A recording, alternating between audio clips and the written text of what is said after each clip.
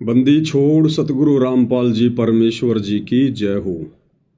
परम पिता परमात्मा सारी सृष्टि के रचनहार कुल मालिक असंख्य ब्रह्मांडों के स्वामी जगत गुरु तीनों लोकों में प्रवेश करके सबका धारण पोषण करने वाले राजाधिराज आत्माधार नाथों के नाथ देवों के देव महादेव सर्वेश्वर महेश्वर मृत्युंजय अजरो अमर आदि अनादि सनातनी प्रभु जगत पिता जगदीश्वर श्री श्री 1008 की उपाधि के वास्तविक अधिकारी अकाल मूर्त सौद स्वरूपी राम वासुदेव सर्वगतम ब्रह्म परम पूज्य प्रथम पूज्य परम संत परम पुरुष परम धनी परम दयालु सत्य कबीर हक्का कबीर अल्लाहु कबीर अल्लाहु अकबर बाखबर अल्लाह ताला जगत के तारणहार जगत के मुक्तिदाता जगत के जगन्नाथ हारे के सहारे हिंदुओं के राम मुसलमानों के अल्लाह सिखों के वाहिगुरु ईसाइयों के मसीह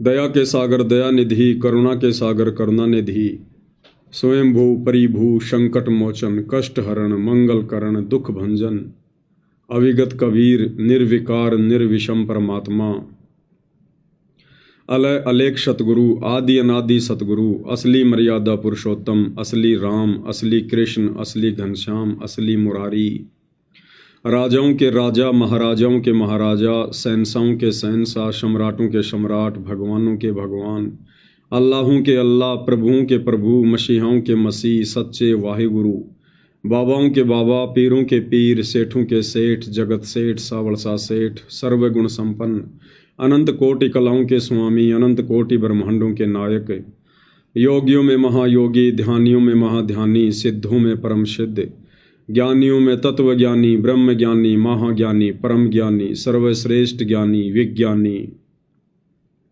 युवा कबीर समर्थ कबीर असमवात अमित ओजा सच्चे रहनुमा करीम अल्लाह सुभान अल्लाह दुनिया के अंतिम पैगंबर 8 सितंबर 1951 से गांव धनाना जिला सोनीपत हरियाणा भारतवर्ष की पावन भूमि पे प्रकट रियल कल की भगवान श्री नारायण साकार हरि श्री बाबा साहेब नूर अनंत परमात्मा सच्चे दरवेश सच्चे बाखबर संत श्रोमणी सतगुरु रामपाल जी परमेश्वर जी के चरण कमल में साध संगति से जुड़े हुए देश विदेश से आप और हम सभी सत्सेवक भाई बहनों का अनंत कोटि दंडवत प्रणाम। सत्साई भाई और बहनों, बहुत बड़ी दया बहुत बड़ी मेहर पूज्य गुरुदेव भगवान की परमेश्वर रामपाल जी की, जिनके शुभ आशीर्वाद से विशेष आशीर्वाद से आप और हम सभी साध संगति से जुड़े हुए सत्सेवक भाई बहन अपनी आत्मा के कल्याण हेतु हर प्रकार से मर्यादाओं में रहते हुए गुरु को प्रसन्न करते हुए ज्ञान को आधार बनाकर मोक्ष मार्ग की तरफ निरंतर आगे की ओर ही बढ़ रहे हैं। भाई और बहनों, इस कलयुग की बिचली पीढ़ी में ये जो परम सौभाग्य आप और हम चंद आत्माओं को प्राप्त हुआ है साध संगति से जुड़कर सतगुरु की महिमा करने का, परम सौभाग्य भाई और बहनों बहुत ही कम आत्माओं को मिल पाता है, बहुत ही कम आत्माओं को। और जो आत्माएं आज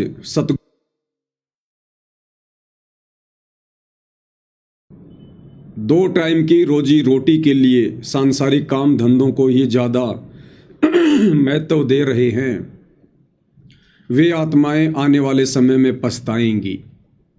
जो आत्माएं वर्तमान में मर्यादाओं को अधिक महत्व ना देकर और अपनी भौतिक इच्छाओं की पूर्ति में धन ज़्यादा से ज़्यादा कमाने में लगी हुई हैं, भाग दौड़ में पड़ी हुई हैं, वे आत्माएं आने वाले समय में बहुत ज़्यादा पछताएंगी, क्योंकि सतगुरु महिमा का ये मौका भाई और बहनों आगे नहीं मिलेगा। सतगुरु के धरती से जाने के बाद पृथ्वी से चले जाने के बाद हम चाहे उनकी कितनी महिमा कर लें कितना ही गुणगान कर लें, हमें वो अमोलक वस्तु प्राप्त नहीं हो सकती जिस अमोलक वस्तु यानी मोक्ष के लिए हम युगों युगों से भटक रहे हैं। इसलिए हमने वर्तमान में जितना हो सके भक्ति के साथ साथ सतगुरुदेव की महिमा भी करनी चाहिए। आप जिस सोशल मीडिया पर देखते हैं दुनिया भर के लोग यूट्यूब पर चैनल बनाकर, फेसबुक पर पेज बनाकर, अन्य सोशल मीडिया प्लेटफॉर्म पर अपने अकाउंट खोलकर और अपने उन धर्म गुरुओं की दिन रात बड़ाई कर रहे हैं, प्रशंसा कर रहे हैं, वीडियो बना रहे हैं, जो धर्म गुरु नकली हैं, जिन्हें शास्त्रों का ज्ञान नहीं है, जिन्हें भक्ति मार्ग का ज्ञान नहीं है। उसके बावजूद भी वो श्रद्धालु अपने उन गुरुओं को श्रेष्ठ मानकर, परम संत मानकर, परमात्मा मानकर और दिन रात उनकी महिमा में लगे हुए हैं। तो भाइयों और बहनों, आप और हमें तो पूर्ण परमात्मा मिले। पूर्ण परमात्मा सारी सृष्टि के मालिक है। उन नकली धर्म गुरुओं के भी गुरु, उनके भी भगवान, उनके भी परमात्मा, जगत गुरु। लेकिन यहां काल ने संगत को बंदिशों में बांध रखा है, संगत को डरा रखा है, भयभीत कर रखा है कि यदि तुम लोगों ने सतगुरु की महिमा की, सतगुरु महिमा के शब्द गाए या ज़्यादा ज्ञानी बनने की कोशिश की तो तुम्हें गुरुद्रोही डिक्लेयर कर दिया जाएगा, तुम्हें शतलोक आश्रमों में नहीं आने दिया जाएगा, पीला पर्चा निकाल कर तुम्हारी नो एंट्री कर दी जाएगी। तो काल ने 90% संगत को पूरी तरह से भ्रमित कर रखा है और साथ में भयभीत भी कर रखा है।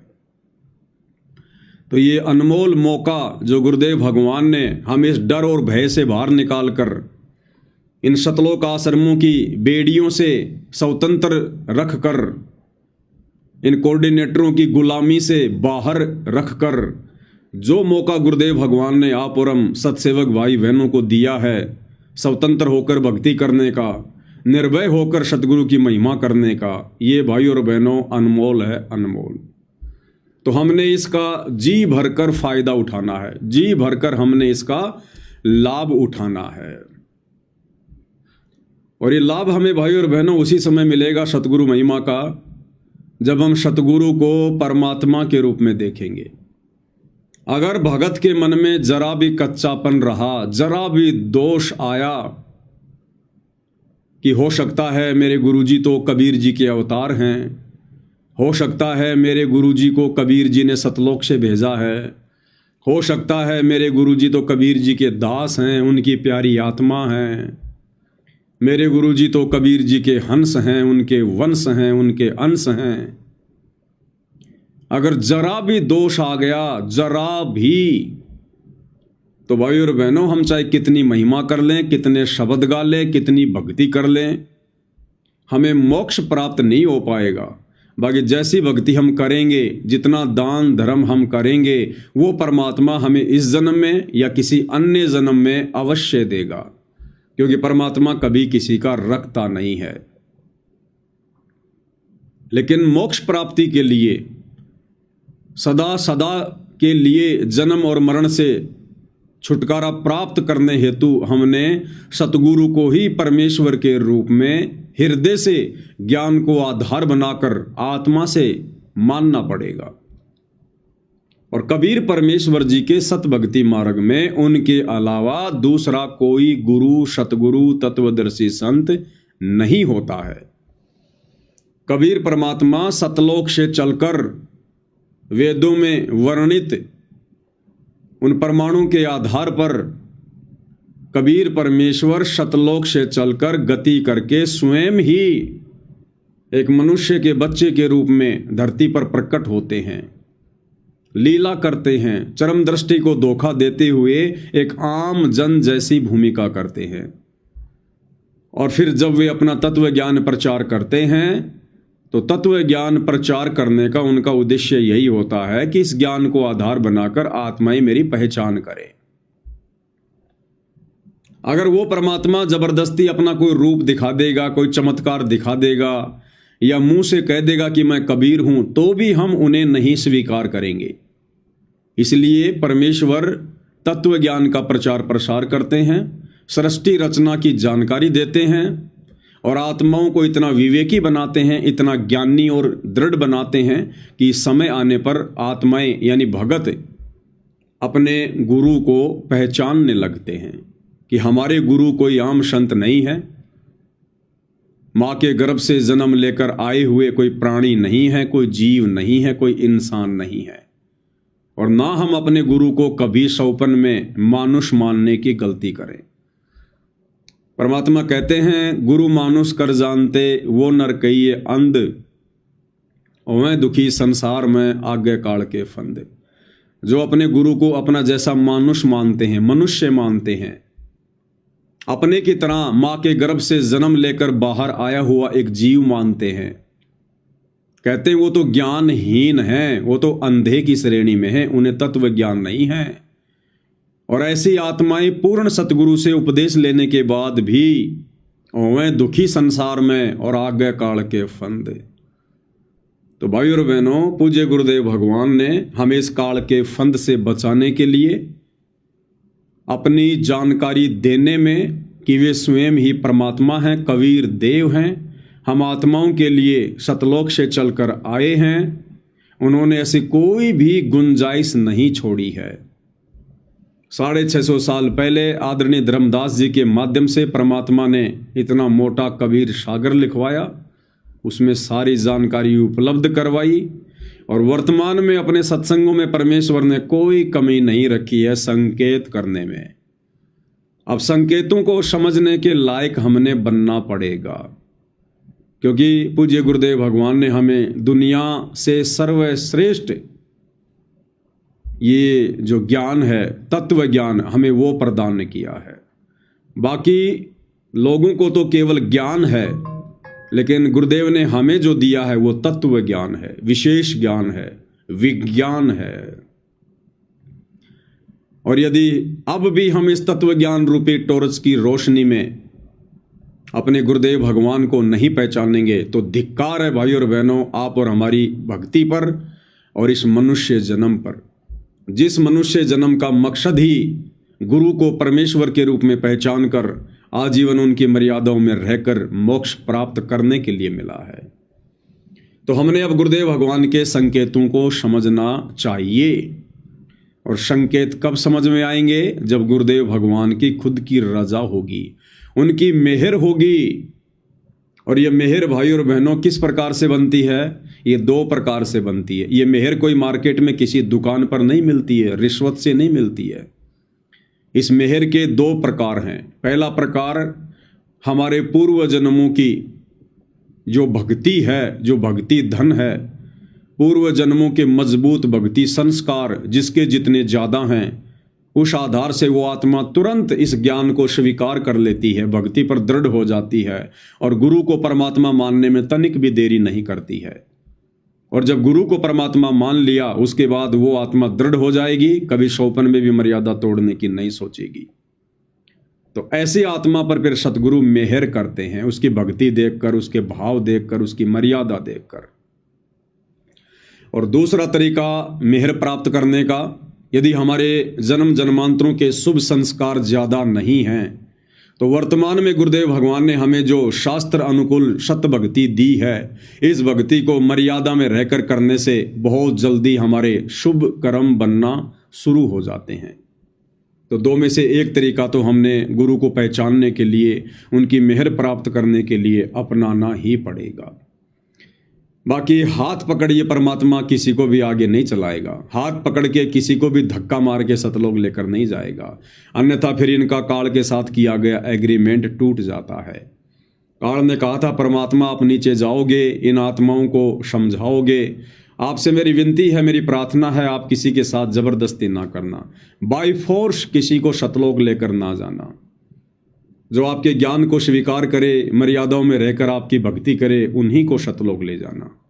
तो परमात्मा ने कहा कि ठीक है भाई, जो मेरे ज्ञान को ही नहीं समझेगा, जो मुझे ही नहीं समझेगा, फिर ऐसी निकम्मी आत्मा को भला सतलोक ले जाकर मैं क्या करूँगा? वो फिर से बकवाद करेगा, मुझे फिर से नीचे पटकने पड़ेंगे। तो भाई और बहनों, अब हमसे दोबारा ऐसी कोई गलती ना हो, जो गलती हम युगों युगों से सतगुरु की शरण प्राप्त होने के बावजूद भी करते ही आ रहे हैं। गुरु को मानुष मानने वाली गलती, गुरु को ना पहचान कर अपना अनमोल मनुष्य जीवन बर्बाद करने वाली गलती, तो एक छोटे से सत्संग के माध्यम से पूज्य गुरुदेव भगवान ने हमें क्या समझाया है, और इस सत्संग से हमने यही समझना है कि संकेत क्या होते हैं। परमात्मा सीधे सीधे अपने आप को परमात्मा नहीं कहेंगे।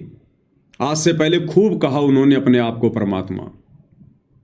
सतयुग से लेकर और 650 साल पहले तक, यानी कलयुग के प्रथम चरण तक, इस परमात्मा ने सरेआम कहा, खुलेआम कहा कि हम ही अलग अल्लाह हैं, कुतुब गोश और पीर, गरीब दास खालिक धनी, हमरा नाम कबीर। सरेआम परमात्मा ने लाखों चमत्कार किए, बेहिसाब अपने भक्तों को सुख दिए, तुरंत राहत प्रदान की, आंखों के आगे जन समूह के सामने मुर्दों को जिंदा किया, किसी की कटी हुई गर्दन जोड़ी तो किसी की कटी हुई उंगली जोड़ी। बड़े बड़े राजा महाराजाओं को परमात्मा ने नतमस्तक किया। उसके बावजूद भी हम आत्माएं अपने परवरदिगार को नहीं पहचान पाई। तो परमेश्वर ने सारे फॉर्मूले अपनाकर देखे हुए हैं। इसलिए ये वर्तमान का समय पूज्य गुरुदेव भगवान ने, कबीर परमात्मा जी ने ज्ञान आधार का चुना है, हमें शिक्षित किया है, धर्मशास्त्रों से परिचित करवाया है, अपनी महिमा से परिचित करवाया है, अपने परमेश्वर होने के विषय में सैकड़ों प्रमाण धर्मशास्त्रों से दिए हैं। और इस समय भी यदि कोई अपने परवरदिगार के संकेतों को ना समझकर और वही युगों युगों वाली गलती दोहराएगा तो भाइयों और बहनों, फिर उस आत्मा का भला कैसे मोक्ष होगा। आज दास के वीडियो पर किसी जगत वाले भाई ने छोटा सा कमेंट किया कि अरे नादान पवन दास, मूर्ख प्राणी, तू कभी तो अपने गुरु जी को संत रामपाल जी कहता है, कभी उनको कबीर जी कहता है, तेरा कोई स्टैंड है कि नहीं है। तो दास ने उस भोले भाई को समझाया कि भाई, जिस प्रकार त्रेता युग में श्री रामचंद्र जी के रूप में स्वयं विष्णु भगवान ही आए थे, उनको श्री रामचंद्र जी कहो चाहे विष्णु जी कहो, एक ही बात है। फिर द्वापर युग में श्री कृष्ण जी के रूप में साक्षात श्री विष्णु जी ही आए थे। अब उनको श्री कृष्ण जी कहो चाहे श्री विष्णु जी कहो, वो एक ही शक्ति है, एक ही बात है। ठीक इसी प्रकार वर्तमान कलयुग की बिचली पीढ़ी में कबीर परमात्मा सतलोक से चलकर 8 सितंबर 1951 को गांव धनाना, जिला सोनीपत, हरियाणा, भारतवर्ष की पावन भूमि पर संत रामपाल जी नाम से स्वयं ही प्रकट है। अभी ने चाहे सतगुरु रामपाल जी कहो, चाहे कबीर भगवान कहो, चाहे सत्य पुरुष कहो, चाहे परम अक्षर ब्रह्म कहो, चाहे सारी सृष्टि का रचयिता कहो, सारे ब्रह्मांडों के उत्पत्तिकर्ता कहो, कुछ भी कहो ही नहीं, एक ही बात है। तो भाइयों और बहनों, पूज्य गुरुदेव भगवान ने एक छोटा सा संकेत, क्योंकि सीधे सीधे नहीं कहेंगे कि मैं ही परमात्मा हूं, लेकिन संकेतों के माध्यम से परमात्मा ने सारे खुलासे किए हैं। तो संकेत क्या होते हैं और कैसे हम भगत भाई बहनों ने समझने होते हैं, उसके लिए गुरुदेव कह रहे हैं कि जब भी आप सत्संग सुनने बैठो, जब भी आप सत्संग सुनने बैठो, तो प्रत्येक वाणी को, प्रत्येक शब्द को कि गुरुदेव भगवान क्या कह रहे हैं, क्या समझाना चाहते हैं, बड़े ध्यान से सुनना चाहिए, बड़े ध्यान से सुनिए पूज्य गुरुदेव भगवान के मुख कमल से कि किस प्रकार से परमात्मा संकेत करते हैं। तो इसलिए आप जी ने सत्संग को रह रह कर सुनना चाहिए, एक सत्संग की तरह सुनना चाहिए। तुम्हें निकालो, घर पे कभी बैठे हो, छुट्टी हो, सत्संग चलाओ, एकाग्रचित से सुनो, एक एक वाणी पर ध्यान दो, क्या कहा जा रहा है। फिर उसको को छोटी मोटी मन में दोष होता है तो फिर वो तुरंत सेट हो जाता है। तो क्या कह रहे हैं गुरुदेव भगवान कि सत्संग को एकाग्रचित होकर सत्संग को सत्संग की दृष्टि से सुनना चाहिए। क्या कहा जा रहा है, क्या बोला जा रहा है, बहुत ही ध्यान से सुनना चाहिए। अब ये बातें बता के फिर आगे गुरुदेव भगवान क्या कह रहे हैं। पहले तो हमें यह कह दिया कि सत्संग को बहुत ही ध्यान से सुनना चाहिए, एकाग्रचित होकर सुनना चाहिए, प्रत्येक वाणी को ध्यान से कि क्या कहा जा रहा है, क्योंकि आगे फिर परमात्मा ने एक संकेत करना था अपने विषय में। इसलिए पहले ही परमात्मा ने कह दिया कि सत्संग को बहुत ही ध्यान से सुनना चाहिए। ये नहीं कहेंगे कि बच्चों मैं अब 1 मिनट बाद में एक गहरी बात कहने जा रहा हूं, नहीं। पहले क्या कहा कि सत्संग को बहुत ही ध्यान से सुनना चाहिए, एकाग्रचित होकर सुनना चाहिए, बड़े ध्यान से प्रत्येक वाणी में क्या कहा जा रहा है। हमारा ध्यान आकर्षित करने के लिए पहले तो परमात्मा ने यह संकेत कर दिया, क्योंकि आगे गुरुदेव ने अपने विषय में बताना है कि वो कबीर परमात्मा कौन है। तो आगे अब क्या कह रहे हैं गुरुदेव। प्रश्न चल रहा है कि वो परमात्मा इस यथार्थ ज्ञान को देने के लिए स्वयं ही आते हैं। ये संकेत कर दिया फिर आगे परमात्मा ने कि प्रसंग चल रहा है कि वो परमात्मा, कौन परमात्मा? परमात्मा तो एक ही है, कबीर परमात्मा। प्रसंग चल रहा है कि वो परमात्मा अपने यथार्थ ज्ञान को यानी सत्य ज्ञान को देने के लिए स्वयं ही चलकर आते हैं।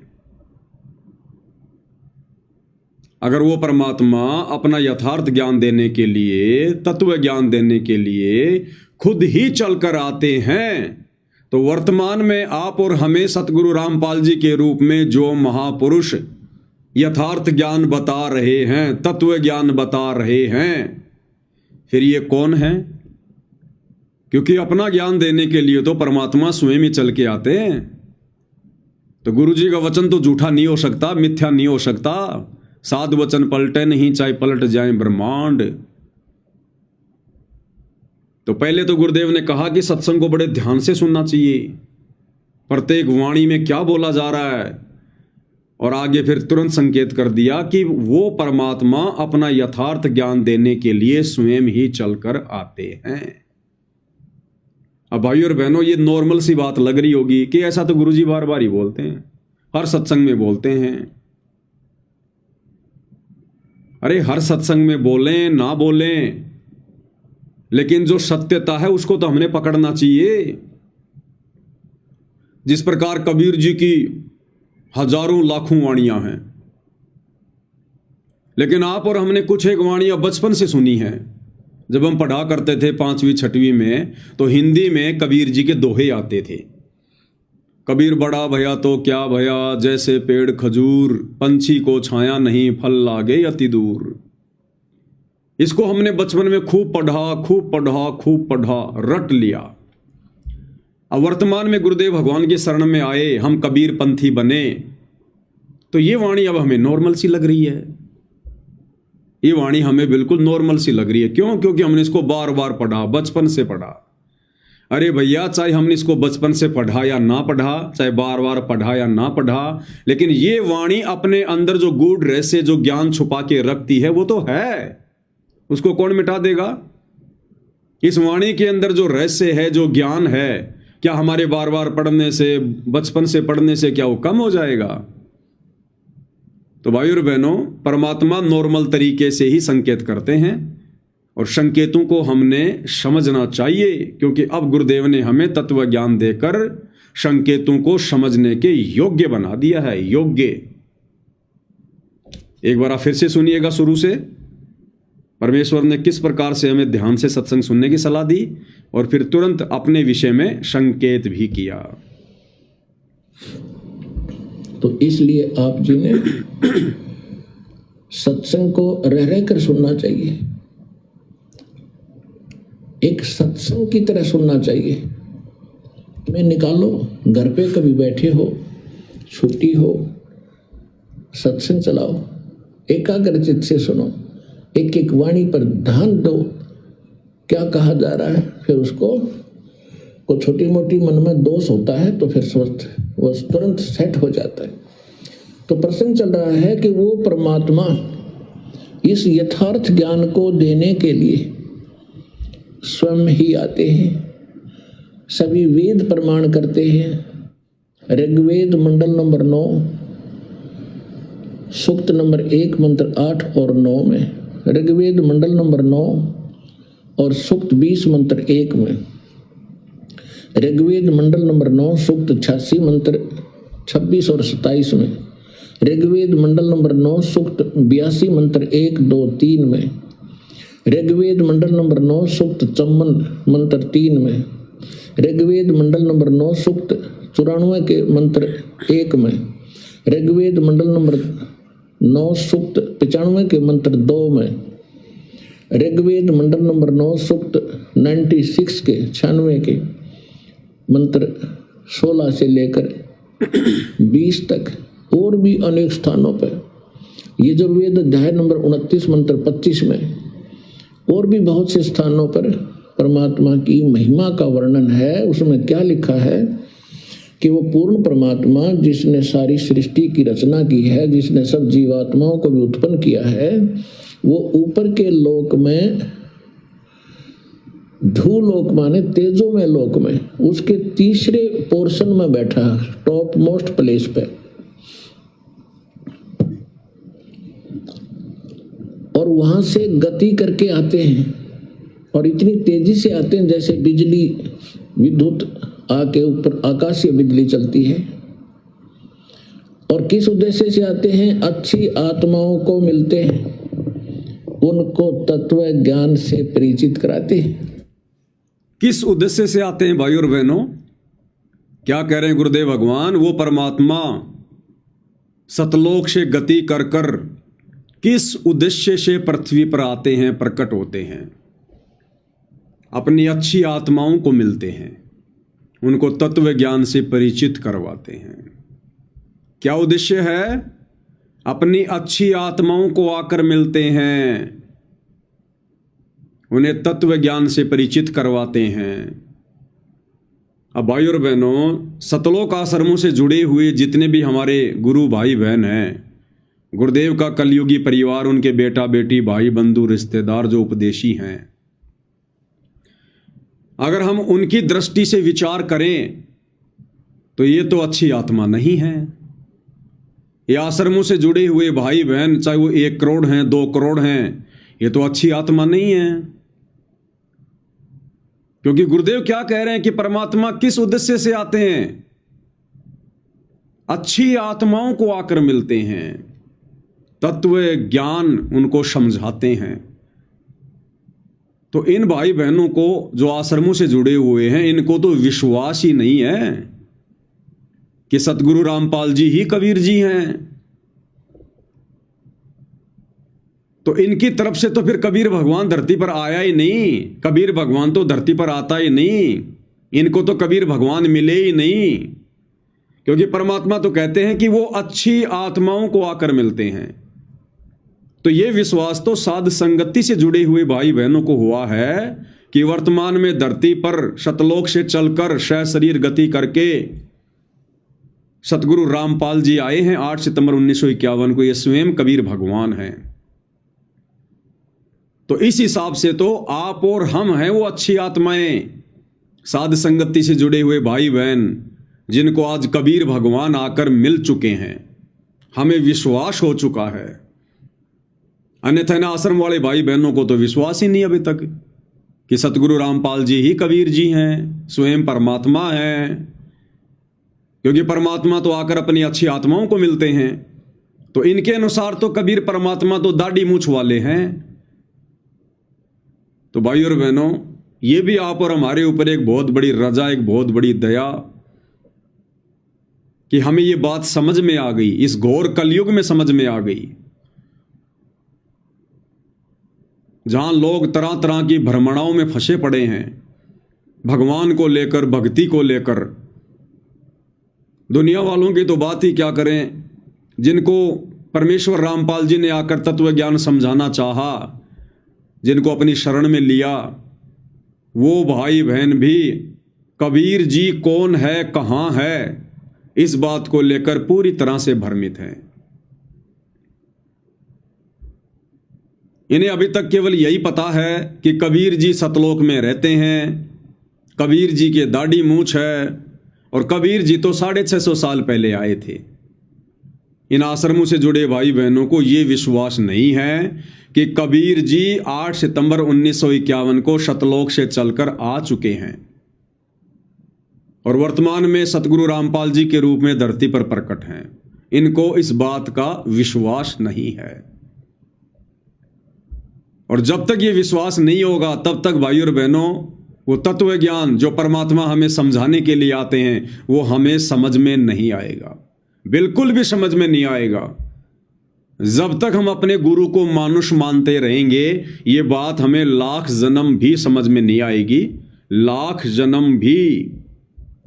एक सत्संग में पूज्य गुरुदेव भगवान ने बिल्कुल क्लियर कर रखा है कि गुरु को मानुष मानने वालों के मन में कभी न कभी दोष आएगा। गुरुदेव ने कहा कि जो यहां भी रहते हैं, जो गुरु के निकट रहते हैं, और यदि उन्होंने गुरु को अपने जैसा ही एक मनुष्य माना तो कभी न कभी उनके मन में दोष आएगा। क्या कह रहे हैं गुरुदेव भगवान? महात्मा बताते हैं, गुरु मानुष कर जानते ते नर कहिए अंधे, ओवे दुखी संसार में आगे यम के फंदे। गुरु को मानुष कर जानते तो ते नर कहिए अंधे, और फिर होवे दुखी संसार में, फिर काल के फंदे। पुणात्मा, हमने गुरु जी को परमात्मा मानना पड़ेगा। परमात्मा मानने से हमारी यह प्रॉब्लम सोल्व होएगी, नहीं तो नहीं हो सकती। क्लियर कर दिया गुरुदेव ने, मेन पॉइंट तो अभी बाकी है। गुरुदेव कह रहे हैं कि पुण्यात्माओं, आपने गुरु को परमात्मा मानना पड़ेगा, तब हमारी ये प्रॉब्लम सॉल्व होएगी, नहीं तो नहीं होगी। कौन सी प्रॉब्लम? जन्म और मरण वाली, गधे कुत्ते सूअर बनने वाली। अगर इस प्रॉब्लम को हमने सॉल्व करवाना है तो हमने अपने गुरु को परमात्मा यानी कबीर जी मानना पड़ेगा। ये गुरुदेव भगवान अपने अनेकों सत्संगों में क्लियर कर चुके हैं, लेकिन नादान संगत काल प्रेरित है, ये बात उनके समझ में नहीं आ रही है। और जो अपने गुरु को परमात्मा मानकर भक्ति नहीं करेगा और भले उनके साथ भी रह रहा है, यानी जो दूर बैठकर गुरु को मानुष मान रहे हैं, उनकी तो बात छोड़ो, जो गुरु के 24 घंटे साथ भी रहते हैं और फिर भी गुरु को अपना जैसा मनुष्य मान रहे हैं, उनके मन में भी कभी न कभी दोष आएगा, और दोष आ गया तो वो मोक्ष प्राप्त नहीं कर पाएगा। हम अपने ही जैसा गुरु को मानने, एक मानुष रूप मान करके हम यदि उसके साथ रहेंगे तो कभी ना कभी दोष आपके मन में आवेगा। क्लियर कर दिया गुरुदेव ने। यदि हम गुरु को अपने जैसा मानुष मानेंगे और उनके साथ भी रहेंगे तो कभी न कभी मन में दोष आएगा। एक बार फिर से सुन लो क्या कह रहे हैं परमात्मा। अपने ही जैसा गुरु को मानने, एक मानुष रूप मान करके हम यदि उसके साथ रहेंगे तो कभी ना कभी दोष आपके मन में आवेगा। क्लियर कर दिया गुरुदेव ने। इसलिए हम सत्सेवक भाई बहन अपने गुरु जी को ही परमात्मा मानकर, कबीर देव मानकर, सारी सृष्टि का मालिक मानकर, और बाकी जितने भी नकली कबीर सोशल मीडिया पर हैं, गूगल पर हैं, किसी के दाढ़ी मूंछ है, किसी के सर पे मोर पंख है, किसी का क्या है, कोई सूत काट रहा है, कोई ताना बाना बुन रहा है, हमने उन सभी को साइड में कर दिया। उन सभी फोटोज को हमने कचरे के डिब्बे में डाल दिया, डस्टबिन में डाल दिया कि सतगुरु रामपाल जी के अलावा जितने भी ये नकली कबीर हैं ये तो सब सोशल मीडिया वाले कबीर हैं, ओरिजिनल कबीर नहीं है। ये तो केवल हाथ से बनाए गए चित्र हैं, काल्पनिक चित्र हैं, इमेजिन हैं। ओरिजिनल कबीर सतगुरु रामपाल जी हैं। और हम सत्सेवक भाई बहनों के घरों में केवल पूज्य गुरुदेव भगवान की ही प्रतिमा मिलेगी, उन्हीं की तस्वीर मिलेगी। अगर कोई भाई बहन लॉकेट भी पहनते हैं तो दूसरी तरफ लॉकेट में गुरुजी के अलावा जो सोशल मीडिया वाले नकली कबीर दाढ़ी मूंछ वाले की फोटो है, हम उसको उतार देते हैं, फेंक देते हैं हम उसको। और हम सत्सेवकों के घरों में, हमारे दरबार में, हमारे लॉकेट में, हमारे विचारों में, हमारी बातों में, सतगुरु महिमा में केवल सतगुरु रामपाल जी भगवान ही दिखाई देंगे और किसी के लिए कोई जगह नहीं है। गरीबदास जी की हमने केवल वाणियों से मतलब है, गरीबदास जी की शकल से कोई लेना देना नहीं है। गरीबदास जी के बोध दिवस मनाने से कोई लेना देना नहीं है। गरीबदास जी की महिमा करने से कोई लेना देना नहीं है। हमने केवल गरीबदास जी की वाणियों से मतलब है, और जिन जिन वाणियों से मतलब है वो वाणियां पूज्य गुरुदेव भगवान ने हमें निकाल कर दे दी हैं। अब गरीबदास जी का बोध दिवस मनाना फिर हमारे अधिकार क्षेत्र में नहीं है। दाढ़ी मूंछ वाले नकली कबीर, सोशल मीडिया वाले कबीर, वो कब आए थे, क्यों आए थे, कैसे आए थे, जितनी जानकारी आवश्यक थी पूज्य गुरुदेव भगवान ने उतनी जानकारी अपने सत्संगों में दे दी। अब उस दाढ़ी मूंछ वाले की फोटो को पूजना, दरबार में रखना, दीवारों पर टांगना, ये सच्चे भगत के अधिकार क्षेत्र में नहीं है। अन्यथा वो भगत फिर कभी भी पतिव्रता धर्म पर नहीं कहलाएगा, कभी भी। फिर वो व्यभिचारणी भक्ति हो जाएगी, व्यभिचारणी। एक अपने इष्ट को छोड़कर अपने ही गुरु को इष्ट रूप में मानकर पतिव्रता भगत ने भक्ति करनी होती है। अपने गुरुदेव के अलावा यदि आपने किसी और में इष्ट देखा, इष्ट यानी परमात्मा भगवान, तो फिर हम पतिव्रता धर्म पर नहीं कहलाएंगे, हम भक्ति मार्ग से फिसल जाएंगे। अपने ही गुरु को इष्ट मानकर हमने इस भक्ति को सफल करना होता है,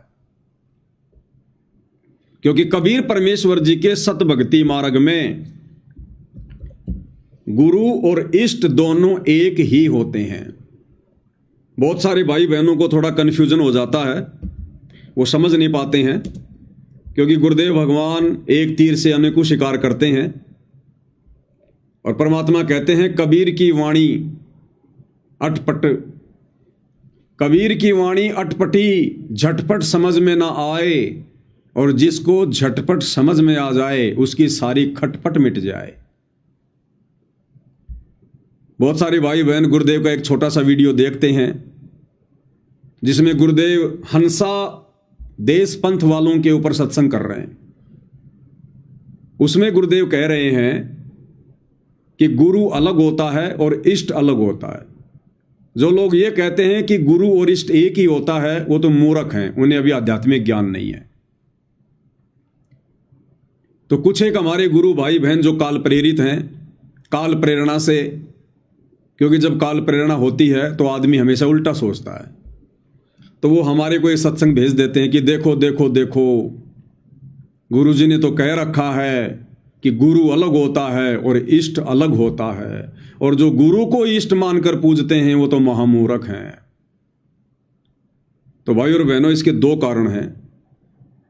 पहला कारण तो ये कि गुरुदेव ने जब ये बात कही, जिस सत्संग में ये बात कही, वो सत्संग परमात्मा उन हंसा देश वालों से जुड़े हुए श्रद्धालुओं को समझाने के लिए कह रहे थे कि नादानो, तुम इन अपने नकली गुरुओं को जो काल के द्वारा भेजे गए हैं तुम्हारा सत्यानाश करने के लिए, तुम्हें पथ भ्रष्ट करने के लिए, तुम इन नकली गुरुओं को जो परमात्मा मानकर बैठे हो, भगवान मानकर बैठे हो ना, ये बहुत बड़ा धोखा है। और बिल्कुल सत्य है भाई और बहनों, क्योंकि काल का जो विधान है, काल का जो भक्ति मार्ग है, जो सिस्टम है, इसमें गुरु कभी भी इष्ट नहीं होता, गुरु कभी भी परमात्मा नहीं होता। ये काल अपने अंश अवतार सर्जन करता है। यदा यदा ही धर्म से ग्लानि भवति भारत है, ये श्लोक तो आपने सुना ही होगा। ये काल कहता है कि जब जब इस धरती पर धर्म की हानि होती है, अधर्म की वृद्धि होती है, तब तब मैं अपने अंश अवतार सर्जन करता हूं। तो काल के भक्ति मार्ग में 21 ब्रह्मांड तक के सिस्टम में गुरु अलग होता है और इष्ट अलग होता है। लेकिन जब बात आती है कबीर परमात्मा के सत भक्ति मार्ग की, तो कबीर परमात्मा किसी को भी सतलोक से गुरु बनाकर नहीं भेजता है, किसी को भी अपना प्रतिनिधि बना के नहीं भेजता है। आप एक भी उदाहरण दे दीजिए कि कबीर परमात्मा ने आत्माओं को काल के जाल से मुक्त करवाने के लिए सतलोक से अपना कोई प्रतिनिधि भेजा हो, कोई गुरु बनाकर भेजा हो, कोई अवतार भेजा हो।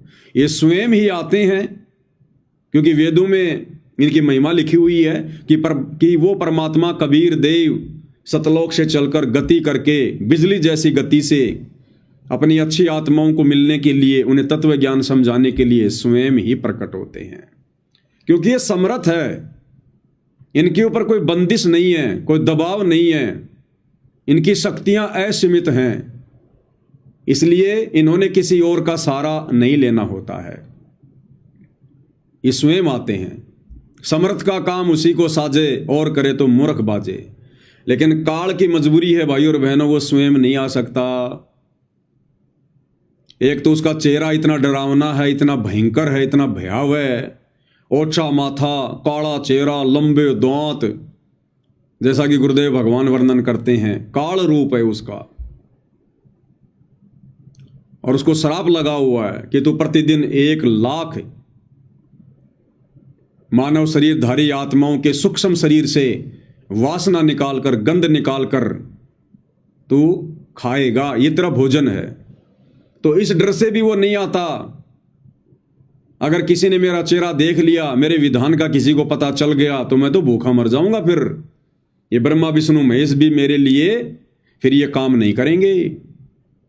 ना ब्रह्मा जी रजोगुण के प्रभाव से उत्पत्ति का कार्य करेगा, ना विष्णु जी सतोगुण के प्रभाव से पालन पोषण का काम करेगा, और ना तमोगुण शंकर जी तमोगुण के प्रभाव से हम इंसानों को किसी भी प्रकार से, किसी भी बहाने से मार मार कर अपने पिता के पास भेजेगा। तो इसकी मजबूरी है, ये स्वयं नहीं आता है, ये अपने अंश अवतार भेजता है। ब्रह्मा विष्णु महेश में प्रेरणा करके ये आत्माएं नीचे भेजता है। लेकिन कबीर परमात्मा के सतभक्ति मार्ग में ऐसा नहीं है। वे सक्षम हैं, समर्थ हैं। सतगुरु सुंदर रूप अपारा, सतगुरु 3 लोक से न्यारा, और सतगुरु परम पदार्थ पूरा, और सतगुरु बिना न बाजे तूरा। सतगुरु के बिना ये भक्ति का बिगुल नहीं बज सकता। सतगुरु बिना न बाजे तूरा, ये भक्ति का बिगुल, ये शंखनाद 21 ब्रह्मांड इस काललोक में सतगुरु यानी कबीर जी के अलावा दूसरा कोई भी सतभक्ति की शुरुआत नहीं कर सकता, सच नहीं कह सकता, सत्संग नहीं कर सकता। इसलिए परमात्मा स्वयं आते हैं, स्वयं। तो वहां गुरुदेव ने जो बात कही है कि गुरु और इष्ट को एक मानने वाले मूर्ख हैं, वो बात गुरुदेव ने हंसादेश पंथ वालों के लिए कही है। क्योंकि काल तक के विधान में गुरु और इष्ट अलग अलग होते हैं, जबकि कबीर परमात्मा के सतभक्ति मार्ग में स्वयं गुरुदेव भगवान ने अपने सत्संग में अपने मुख कमल से कहा है कि अपने ही गुरु को इष्ट रूप में मानकर पूजना होगा, अपने ही गुरु को इष्ट मानकर पूजा करनी होगी। तो गुरु इष्ट है तभी तो उनको इष्ट मानकर पूजा करेंगे। तो क्या कह रहे हैं गुरुदेव भगवान, उन्हीं के मुख कमल से सुनते हैं। एक पति को छोड़कर आन में आस्था रखने वाली पत्नी को व्यभिचारिणी कहते हैं। तो अपने ही पति से हर इच्छा पूरी हो उसी को पति भर्ता कहते। तो हम जब पति भर्ता पद पर आ जाएंगे तो परमात्मा कहते हैं पति भर्ता जमी पर जो जो धर है पावे, समर्थ झाड़ू देते हैं ना काटा लग जावे। अब सुनिए, ऐसा हंस, ऐसा भक्त जब अपने एक इष्ट पूर्ण परमात्मा पर अपने ही गुरु को इष्ट रूप में मानकर जब अपने जीवन रूपी सफर में प्रस्थान करता है रास्ते पर, तो परमात्मा उस जीवन रूपी सफर के पाप कर्म रूपी कांटों को बुहारना शुरू कर देता, उसके दुखों को खत्म करना शुरू कर देता है, झाड़ू देता चलता है कि मेरी प्यारी आत्मा का कांटा ना लग जाए।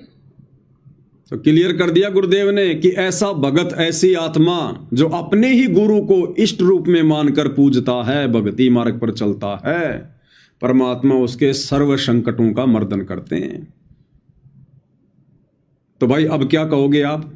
फिर तो आपके हिसाब से गुरुदेव भगवान के वचन दोगले हो गए, क्योंकि आप जिस सत्संग को आधार बनाकर भ्रमित हो रहे हैं वो सत्संग ये है।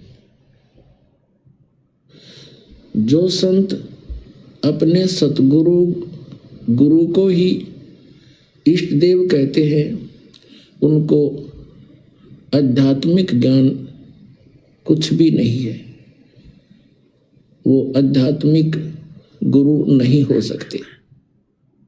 ये है वो सत्संग जो गुरुदेव ने हंसादेश पंथ वालों को समझाने के लिए किया था कि जो संत, जो गुरुजन, जो भक्तजन अपने ही गुरु को इष्ट कहते हैं, इष्ट मानते हैं, उनको आध्यात्मिक ज्ञान नहीं है।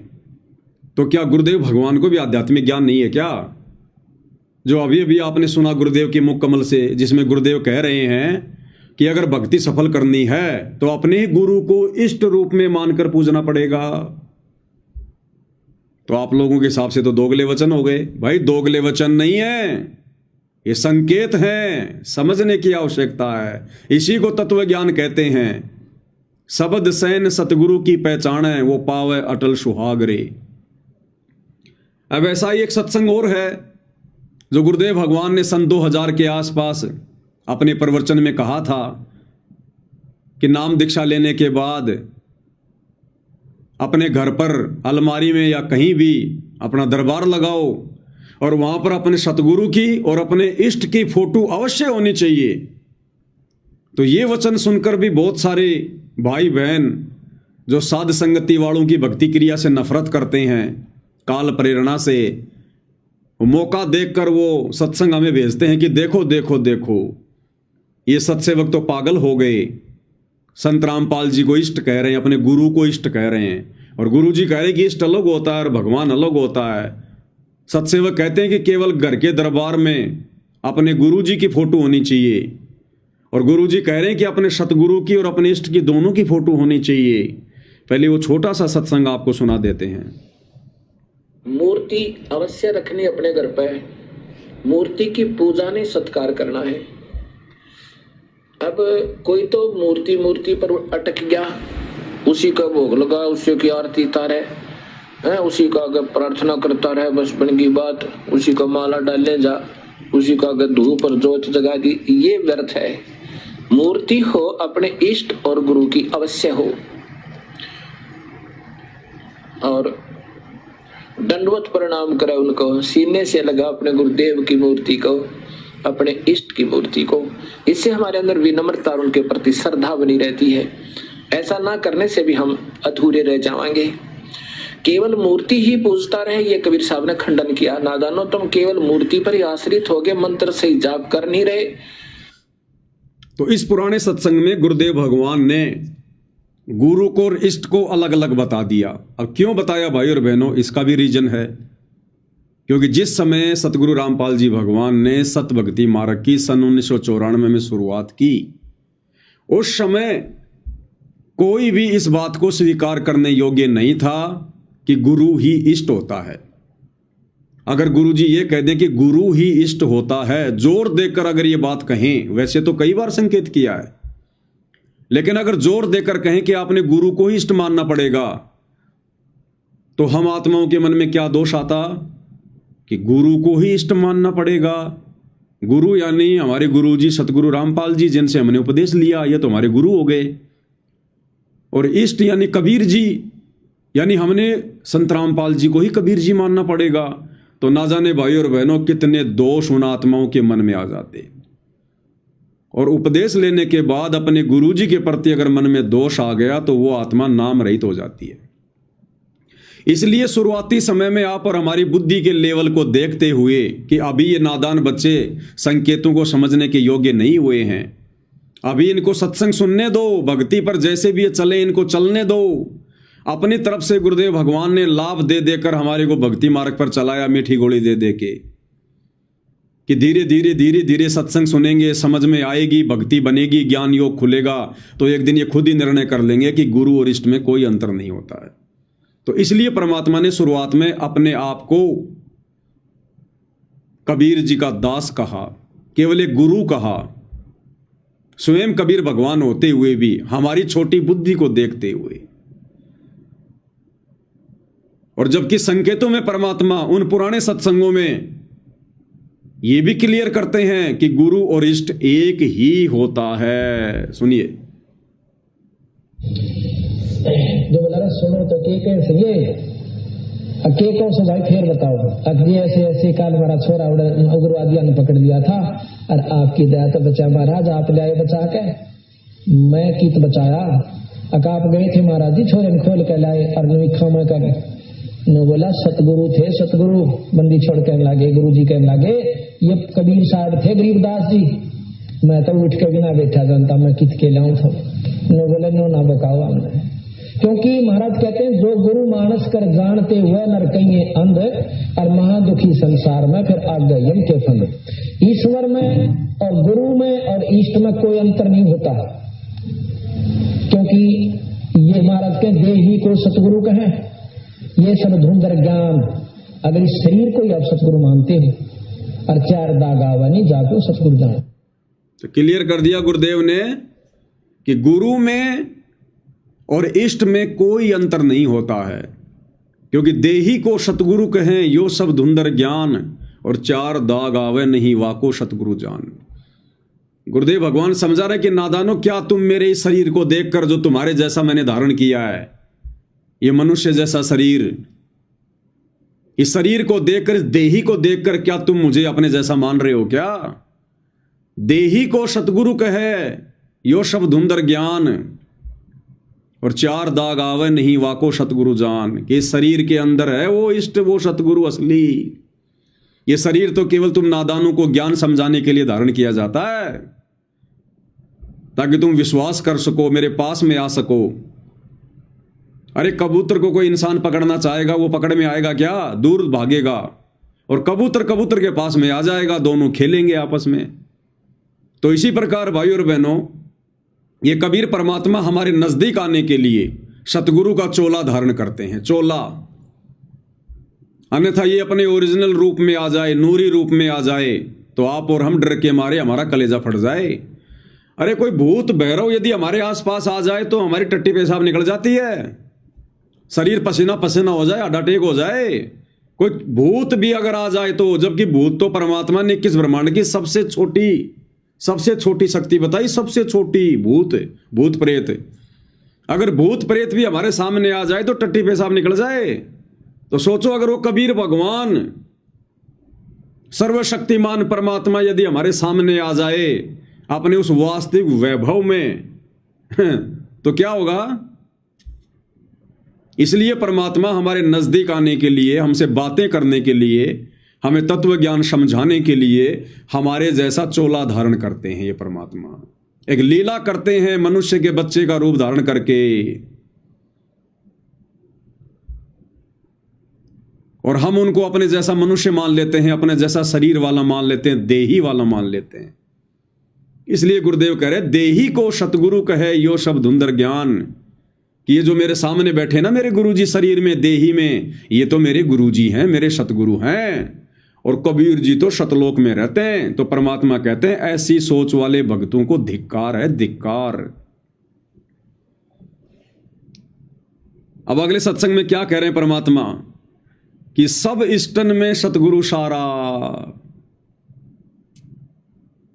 कि सभी इष्टों का इष्ट कौन है? सतगुरु। सुनिएगा, इन भोली भाली आत्माओं को ये अच्छा लगे महीने में एक दिन तो जाना से 6 महीना में मारा हुआ गोता, ये बात नहीं है। बच्चा स्कूल में जावे, समर्यादा निभावे और फिर मुक्त अपनी भक्ति पढ़ाई कर पावे। इसी प्रकार आपने करना होगा, कर लो, चाहे किसी जन्म में, इस जन्म में कीजिए, चाहे फेर कीजिए, छूटेगा पीछा। इसी प्रकार पर समझदार वही है जो कि पे मौका है। गुरुदेव कह रहे हैं पीछा छूटेगा इसी प्रोसीजर से। चाहे कभी भी कर लेना, किसी भी जन्म में कर लेना, पीछा छूटेगा इसी प्रोसीजर से। लेकिन जो समझदार हैं वो इस प्रोसीजर को इसी जन्म में अपना लेंगे। कौन सी प्रोसीजर? गुरु को इष्ट मानने की प्रोसीजर, गुरु को भगवान मानने की प्रोसीजर। और अब आगे क्या कह रहे हैं परमात्मा? ये जींद सत्संग नंबर 24 को आप जी 25 मिनट से सुनिएगा। सब इष्टन में सतगुरु सारा। इब का दा मत चूक मेरी प्यारी, आत्मा को कहा कि यो दास है, इब का मत ना चूक, यू फेर नहीं मिलेगा। गुरु को तजे भजे जो आना, तापस्वा को फोकट ज्ञाना, गुरु पारस परसे जो कोई, अल्लो है ते जीव कंचन होई।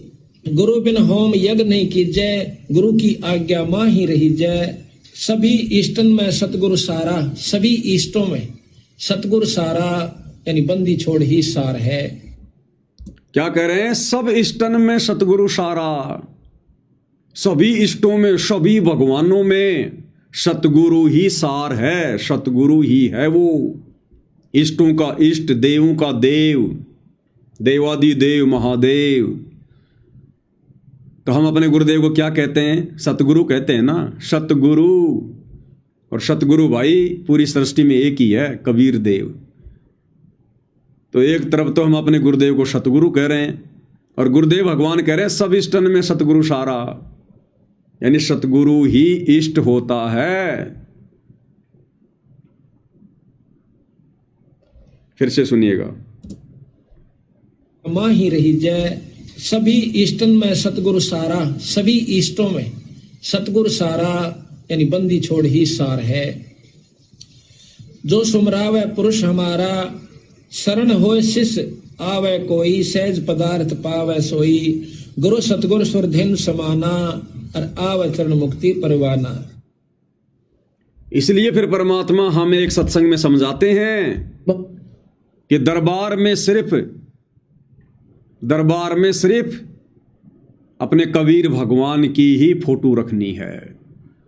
क्योंकि अब इतने सारे सत्संग सुनने के बाद, इतने सारे संकेतों को सुनने के बाद, अब ये तो समझ में आ ही जाना चाहिए ना कि अब कबीर कौन है।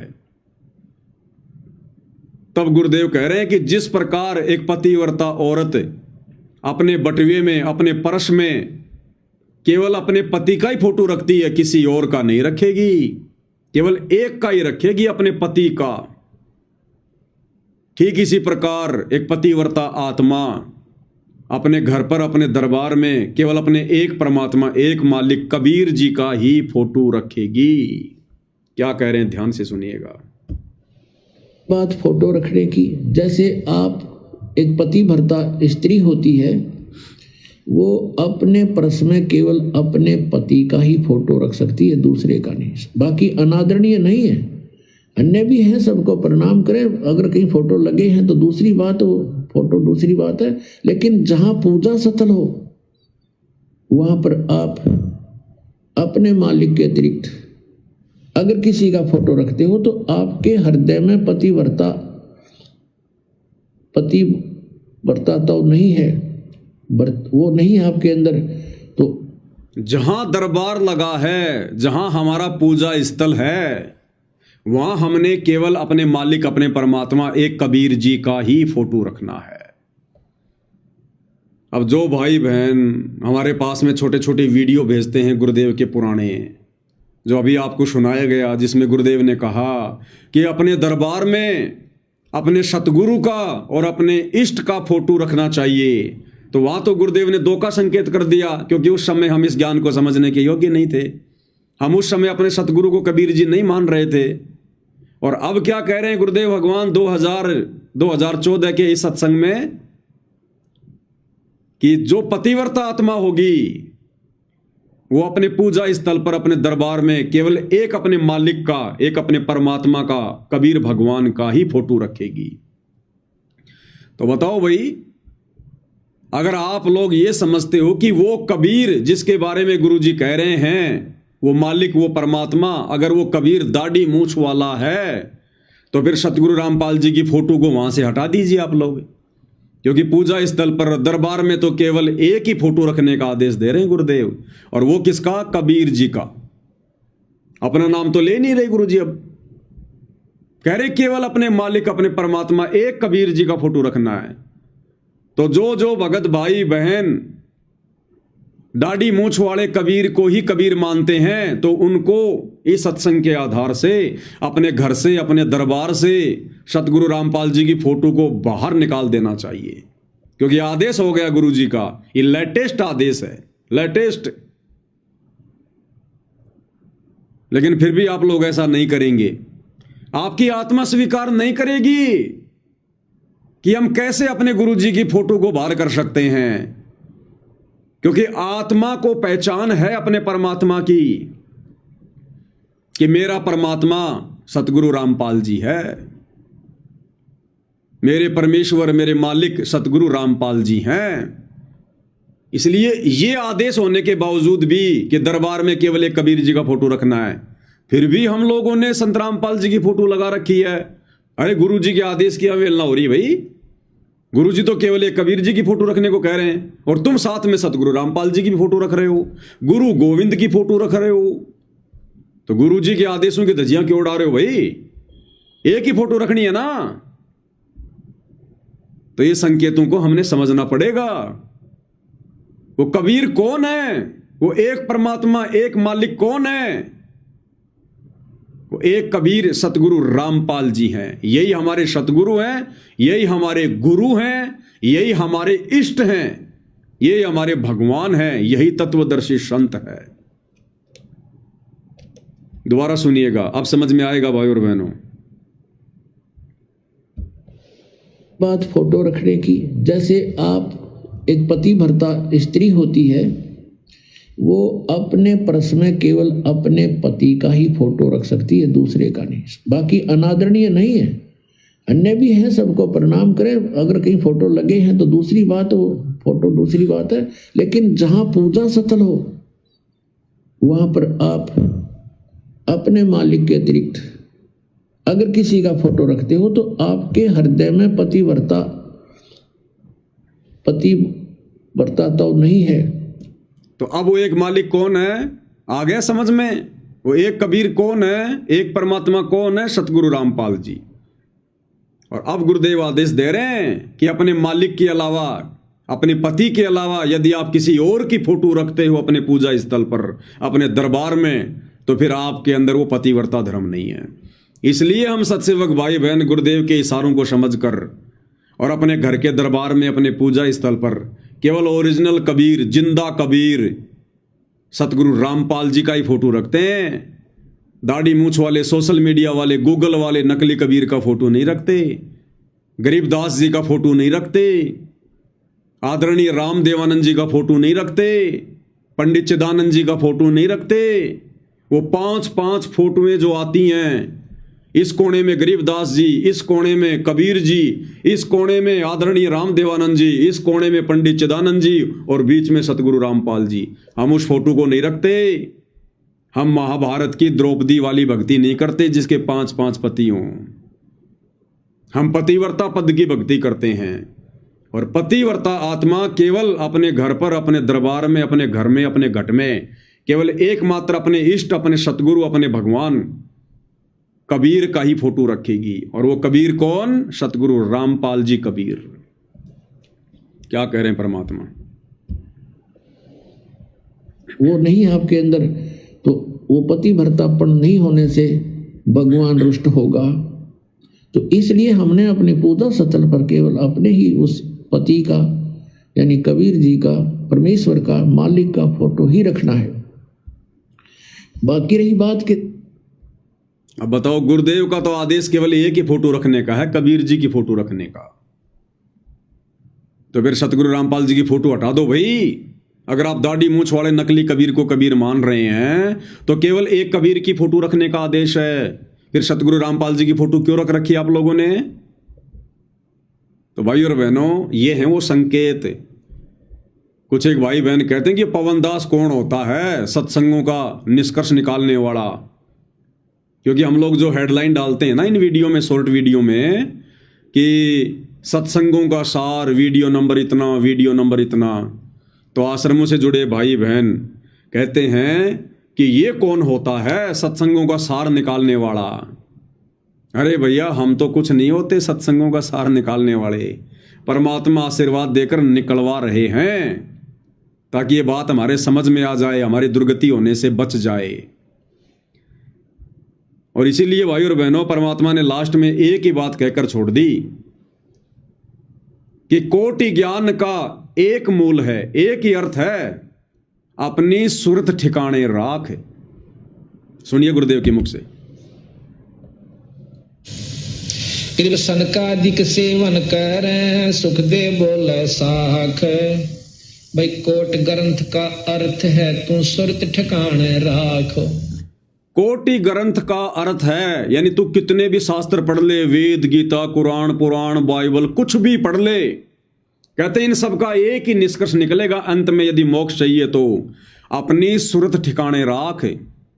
सुरत यानी अपना ध्यान अपने इष्ट पर रख, अपने गुरुजी के चरणों में रख, अपनी सुरत को अपने सतगुरु के चरणों में टिका के रख। उनके अलावा गलती से भी किसी और में इष्ट मत देख लेना, कबीर मत देख लेना, भगवान मत देख लेना। कोटि ग्रंथ का एक अर्थ है, यानी सारे अध्यात्म का ये निष्कर्ष है, अपनी सुरती को ठिकाने रख, अपने गुरुदेव के चरणों में रख, उनके अलावा किसी और को पिता परमेश्वर के रूप में स्वीकार मत कर लेना। क्या कह रहे हैं मालिक, ध्यान से सुनिएगा। कृप सनकादिक सेवन कर सुख दे बोले साख। भाई कोट ग्रंथ का अर्थ है तू सुरत ठिकाने राख। अब कहते हैं सब ग्रंथों का, यही करोड़ ग्रंथों का अर्थ मैं तुझे बताऊं कि सुरत अपना दिद्य ने, अपनी नीत ने एक जगह ठिकाना डाट कर राख के तेरा इष्ट उपास्य यूस। और जब यह सुरत यहाँ डटेगी तो उपासना पर भी डटेगी, नहीं तो नु रहेगी मन में, कहते फलाना देवता कड़ी शक्ति हो, कहते माता ने पूज ले हुआ नाराज हो रही हो, इस तरह की उपासना रखोगे तो सुरत नहीं टकेगी, काम नहीं बनेगा। क्लियर कर दिया गुरुदेव ने कि कोटि ग्रंथ का एक अर्थ है अपने सुरत ठिकाने राख, यानी तेरा इष्ट कौन है इस बात की पहचान कर पहले। जैसे कि दास बार बार आप भाई बहनों को गुरुदेव के आशीर्वाद से कहता है कि भाई भक्ति तो उस समय शुरू होगी जब पहले हमें भगवान समझ में आएगा, तब हमें भक्ति करने में हमारी रुचि बनेगी। तो गुरुदेव कह रहे हैं कोटि ग्रंथ का एक ही अर्थ है, अपनी सुरत ठिकाने राख। पहले ये तो पहचान ले कि नादान तेरा इष्ट कौन है। अरे परमात्मा कौन है, तेरा इष्ट कौन है। भक्ति तो उसके बाद करेगा तू, अन्यथा तुझे कोई भी डगमग कर देगा। जैसे जगत वालों के हिसाब से परमात्मा समझा रहे हैं कि अगर आपको भगवान की पहचान नहीं हुई कि वो एक भगवान कबीर है, तो कोई भी आपको भ्रमित कर देगा। आप भी डर डर के भक्ति करोगे कि कहीं मैंने कबीर जी को भगवान मान लिया तो कहीं ये माता मसाणी, भैरव, भूत, हनुमान, ये देवी देवता मुझे गढ़ ना दें, मुझे नुकसान ना पहुंचा दें। वो हमेशा डरेगा, वो दृढ़ नहीं हो सकता जिसको अपने इष्ट के विषय में पूरी जानकारी नहीं है। और सतगुरु रामपाल जी के भक्ति मार्ग के हिसाब से जब तक उनसे उपदेश लेने के बाद भगत को ये बात समझ में नहीं आएगी कि तेरा इष्ट केवल तेरा गुरु है, जब तक वो अपने गुरु को अपना इष्ट नहीं मानेगा, अपनी सुरती को इष्ट रूप में गुरु जी के चरणों में समर्पित नहीं करेगा, तब तक भाई बहनों भयभीत रहेगा, भ्रमित रहेगा। कोई भी उसको डगमग कर देगा कि यार मैं कहीं गुरु जी को इष्ट मान लूं और कल को क्या पता वो दाढ़ी मूंछ वाला कबीर जी निकले इष्ट, तो मेरी तो बड़ी बड़ी बात ही बिगड़ जाएगी सत्सेवकों के चक्रों में आकर। तो वो भ्रमित रहेगा, वो दृढ़ नहीं हो सकता कभी भी। तो गुरुदेव कह रहे हैं करोड़ ग्रंथ का यही अर्थ है, अपनी सुरती को ठिकाने पर राख। कृप सनकादिक सेवन कर सुख दे बोले साख। भाई कोट ग्रंथ का अर्थ है तू सुरत ठिकाने राख। अब कहते हैं सब ग्रंथों का, यही करोड़ ग्रंथों का अर्थ मैं तुझे बताऊं कि सुरत अपना दिद्य ने, अपनी नीत ने एक जगह ठिकाना डाट कर राख के तेरा इष्ट उपास्य यूस। और जब यह सुरत यहाँ डटेगी तो उपासना पर भी डटेगी, नहीं तो नु रहेगी मन में, कहते फलाना देवता कड़ी शक्ति हो, कहते माता ने पूज ले हुआ नाराज हो रही हो, इस तरह की उपासना रखोगे तो सुरत नहीं टकेगी, काम नहीं बनेगा। तो भाई और बहनों, ये सुरती ठिकाने आई है गुरुदेव के आशीर्वाद से, साध संगति से जुड़ने के बाद। और जब हमारी सुरती ठिकाने लगेगी, हमें इतना दृढ़ विश्वास होगा कि हमारा इष्ट हमारा गुरु ही है, हमारे गुरु के अलावा दूसरा कोई कबीर धरती पर नहीं है। उसके बाद फिर परमात्मा ने एक सत्संग में बताया, फिर तुम्हारी भक्ति बनेगी। गुरुदेव कह रहे हैं जिस दिन आपको यह विश्वास हो जाएगा कि ये मार्ग सच्चा है और दूसरा कोई रास्ता नहीं है, उसके बाद आपकी मर्यादा टूटेगी नहीं। और ये विश्वास होगा कब? जब हमें पहले अपना इष्ट समझ में आएगा, जब हमें अपने गुरुदेव पर, अपने इष्ट पर अंधविश्वास होगा, ब्लाइंड फेथ होगा। कहे कबीर सुनो भाई साधो मैं तो हूं विश्वास में। तो क्या कह रहे हैं परमात्मा? उसके बाद फिर तुम्हारी मर्यादा 100 में भी नहीं टूटेगी। पूरे ब्रह्मांड को एक संत बहुत है जो सत उपदेश देने वाला। कबीर साहब कहते हैं सिद्ध तारा पिंड आपना और साधु तारा खंड, सो तो सतगुरु जानिए जो तारे देव ब्रह्मांड। पूरे विश्व को एक ही संत होता बहुत नाम देने का, क्योंकि नाम देना अपने, जब ये विश्वास हो जाएगा मार्ग सही है और दूसरा रास्ता नहीं है, तो कोई भी नियम भंग नहीं हो, कोई नियम भंग नहीं हो, एक नाम देगा डेट का भजन करे, इसी से बेड़ा। जब ये विश्वास हो जाएगा कि इस मार्ग के अलावा दूसरा कोई मोक्ष मार्ग नहीं है, दूसरा कोई रास्ता नहीं है, तो फिर हमारी मर्यादा कभी टूटेगी नहीं, हमें कोई डगमग कर ही नहीं पाएगा। और भाइयों और बहनों, इस मार्ग पर तो विश्वास तब होगा जब पहले इस मार्ग को चलाने वाले पर विश्वास होगा, तब इस मार्ग पर विश्वास होगा। तो ये दया गुरुदेव भगवान ने हम सत्सेवक भाई बहनों के ऊपर बख्शी है। और यहां तो गुरुदेव संकेत ही करेंगे, संकेत ही करेंगे। ये तत्व ज्ञान गुरुदेव ने इसीलिए दिया कि संकेतों को हम समझ सकें। तो एक विशेष संदेश के अंदर परमात्मा ने क्या संकेत किया है, ये विशेष संदेश है। और इसमें गुरुदेव भगवान क्या कह रहे हैं कि या तो भगवान है कबीर साहिब, या मेरे गुरु भगवान, या गरीबदास जी, और चौथा दास रामपाल दास। तो क्या 4 भगवान हो गए क्या? पहले गुरुदेव के मुकम्मल से सुनिए भाई और बहनों। जय सतगुरु की संगत करते ये सकल कर्म कट जाए, ये कोई झंझट नहीं करना पड़ता। अमरपुरी पर आसन होते सतलोक में, जहाँ कोई कष्ट नहीं, जहाँ दुख ना चाहे। तो दास ये कहे, सुनिए, कि या तो भगवान कबीर साहब मेरे गुरु भगवान और गरीबदास, 3, और चौथा दास। इनके अतिरिक्त वर्तमान में दास के अतिरिक्त विश्व में किसी के पास ना वेद ज्ञान, ना गीता ज्ञान, ना कुरान और बाइबल ज्ञान, किसी को किसी प्रकार का ठीक ज्ञान नहीं। इसको कोई कहे यह मान बढ़ाई करता है, उसकी अपनी समझ है, अपनी सोच है, लेकिन यह 100 की 100 सच्चाई है। तो who is Guru, who is सतगुरु और हु इज गॉड, ये आप अच्छी तरह समझ चुके हो बच्चों।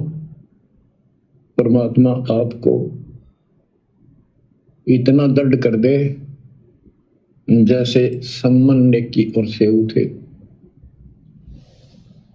आप इतने दृढ़ हो जाओ, गरीब महिमा की जय संत की, तन मन धन सब दे, सिर मांगे टाला नहीं, मोर ध्वज लग गए। किसकी महिमा करनी है? गरीब महिमा कीजे संत की, तन मन धन सब दे, और सिर मांगे टाड़ा नहीं, यानी इनकार नहीं करना। उदाहरण के लिए राजा मोर ध्वज लख ले। तो किसकी महिमा करनी है? संत की, या कबीर की महिमा के लिए नहीं कहा, या गरीबदास जी की महिमा के लिए नहीं कहा, यहां अपने मुंह बोले गुरु की महिमा के लिए नहीं कहा। महिमा कीजिए संत की। तो वर्तमान में धरती पर जिंदा संत कौन है? तो सत्सेवक भाई बहन क्या कर रहे हैं? गलत कर रहे हैं क्या अपने गुरु की महिमा करके? और शुरू में गुरुदेव ने क्या संकेत कर दिया कि दास अगर ये कहे कि या तो भगवान कबीर साहिब, मेरे गुरुजी गरीबदास जी, और चौथा ये दास, इनके अलावा धरती पर किसी के पास पूरा ज्ञान नहीं, संपूर्ण ज्ञान नहीं, आध्यात्मिक ज्ञान नहीं। इसको चाहे मान बढ़ाई समझो, चाहे अभिमान समझो, ये तुम्हारी अपनी सोच के ऊपर है। अब भाई और बहनों, या परमात्मा ने चार भगवान बता दिए, या तो भगवान कबीर साहिब, या मेरे गुरुजी, या गरीबदास जी, या चौथा ये दास, यानी चौथा गुरुदेव अपने लिए कह रहे हैं। एक बार फिर से सुनिएगा, फिर हम इसका विश्लेषण करेंगे। जय सतगुरु की संगत करते ये सकल कर्म कट जाए, ये कोई झंझट नहीं करना पड़ता।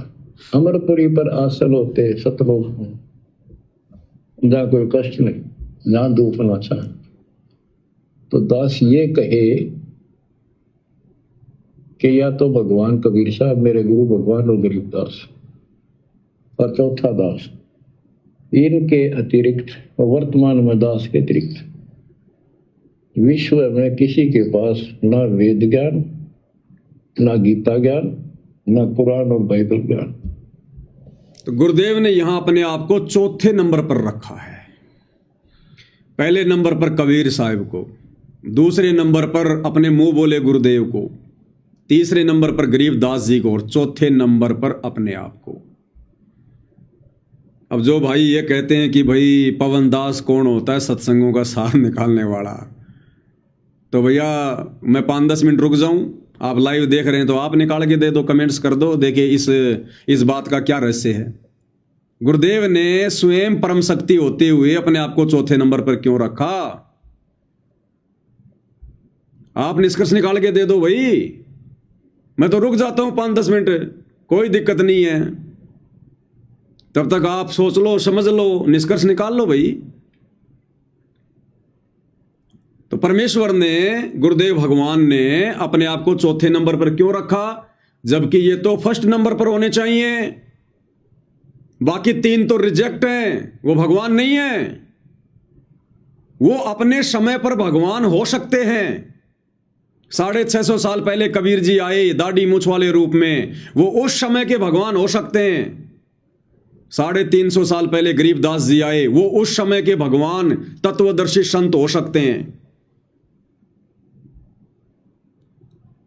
और पूज्य परमेश्वर रामपाल जी ने जो भूमिका निभाई गुरु शिष्य की, उनके मुंह बोले गुरु आदरणीय रामदेवानंद जी, वो अपने स्तर पर भगवान हो सकते हैं। उनकी संगत के लिए, जो उनके भगत थे, उनके लिए वो भगवान हो सकते हैं, अध्यात्म के जानकार हो सकते हैं। लेकिन वर्तमान 13वें पंथ के पंथियों के लिए, सतगुरु रामपाल जी परमेश्वर जी के फॉलोवर्स के लिए, वो तीनों रिजेक्टेड हैं, रिजेक्टेड। हमारे लिए केवल हमारे पूज्य गुरुदेव भगवान ही एकमात्र परमेश्वर हैं, परम शक्ति हैं, और हैं भी। अगर हम बातें करें उन तीनों भगवानों की, जिनको गुरुदेव ने 1, 2 और 3 नंबर पर रखा है, कबीर जी, गरीबदास जी और आदरणीय रामदेवानंद जी, कह रहे हैं इनके अलावा और वर्तमान में दास के अलावा किसी के पास भी संपूर्ण आध्यात्मिक ज्ञान नहीं।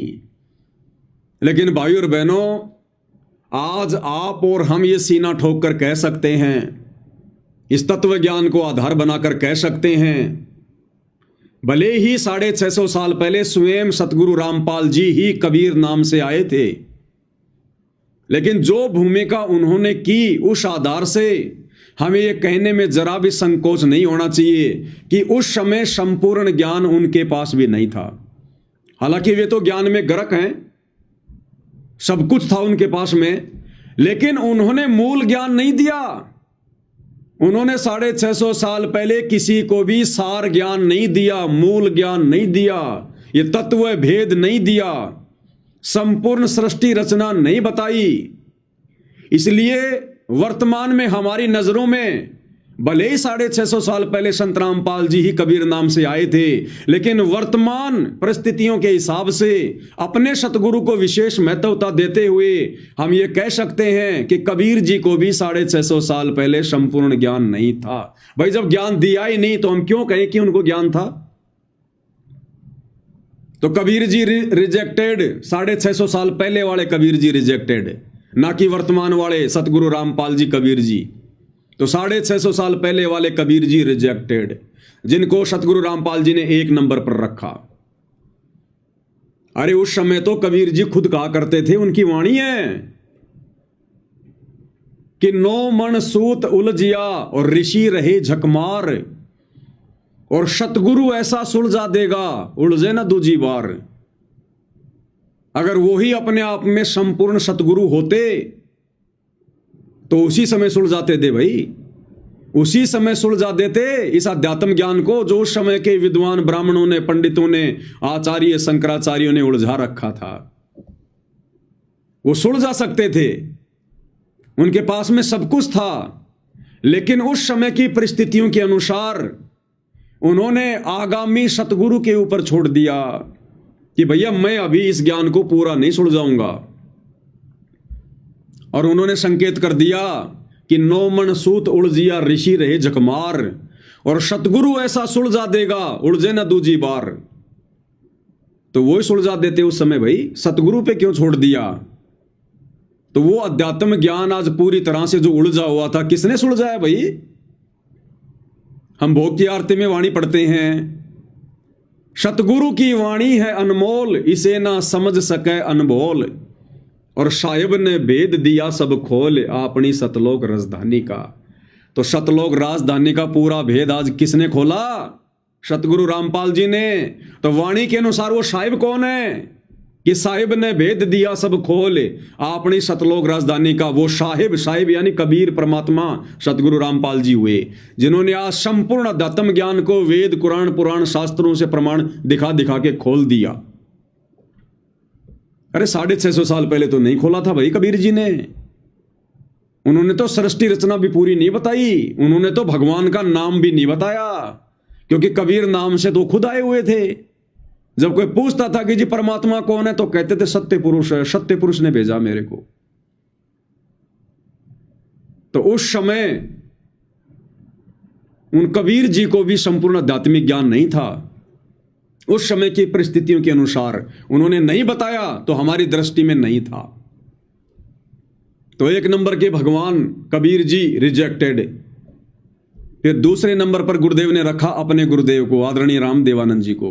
अब आदरणीय राम देवानंद जी के पास में कहां से सार ज्ञान, कहां से मूल ज्ञान है? उनके पास तो प्रथम नाम भी पूरा नहीं था, प्रथम नाम भी। सतगुरु रामपाल जी के मिलने के बाद उनको प्रथम नाम प्राप्त हुआ, फिर शतनाम प्राप्त हुआ 1 सप्ताह के अंदर अंदर। प्रथम नाम और शतनाम आदरणीय राम देवानंद जी को उनके मुंह बोले शिष्य सतगुरु रामपाल जी ने प्रथम नाम और शतनाम दोनों एक साथ दिए, और 1 सप्ताह के अंदर अंदर उनको सार नाम दिया।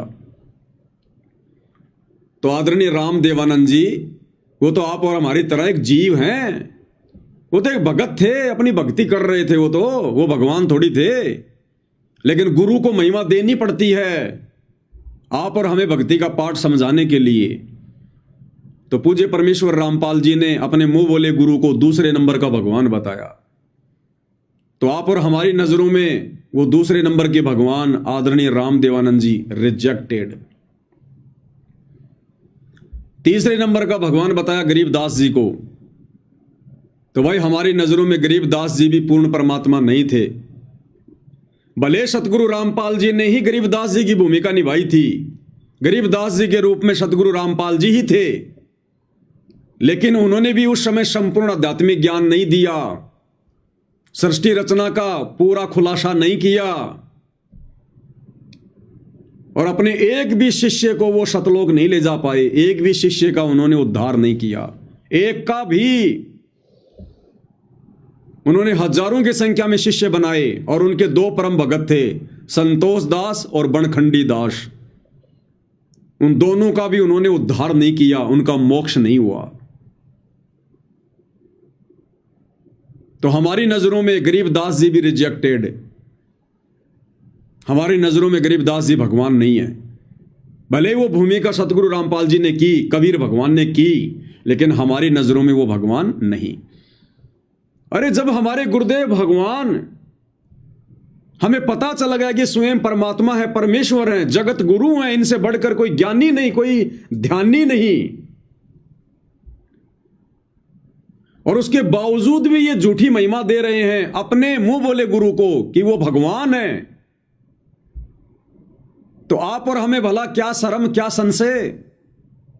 आज से पहले कबीर जी ने भिन्न भिन्न रूप बनाकर लीलाएं की और संपूर्ण ज्ञान नहीं दिया, तो हमारी नजरों में वो कहां से भगवान। भगवान तो वो होता है जो संपूर्ण ज्ञान दे, सारा समाधान करे, आत्माओं को सतलोक पहुंचा दे। तो बताओ, कबीर जी ने 64 लाख में से एक को भी सतलोक भेजा क्या? गरीबदास जी ने हजारों में से एक को भी सतलोक भेजा क्या?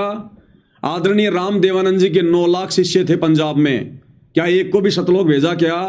उन्होंने तो आगे चलकर यह क्लियर कर दिया कि भाई आज के बाद संत रामपाल जी तुम सबका गुरु, मैं किसी का गुरु नहीं, जिसको मोक्ष चाहिए दोबारा से संत रामपाल जी से दीक्षा ले लो। तो काहे के भगवान होते तो खुद ना पार कर देते।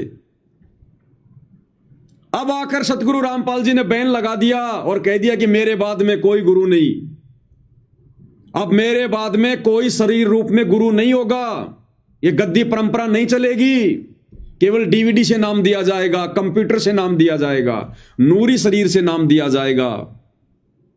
अब परमात्मा ने बिल्कुल स्टॉप लगा दिया कि भैया ये तुम्हारा गुरु सतगुरु रामपाल, ये लास्ट गुरु है, लास्ट भगवान है, इस कलयुग में लास्ट पैगंबर है, ये जो भी है, तुम जो भी इसको समझ सकते हो।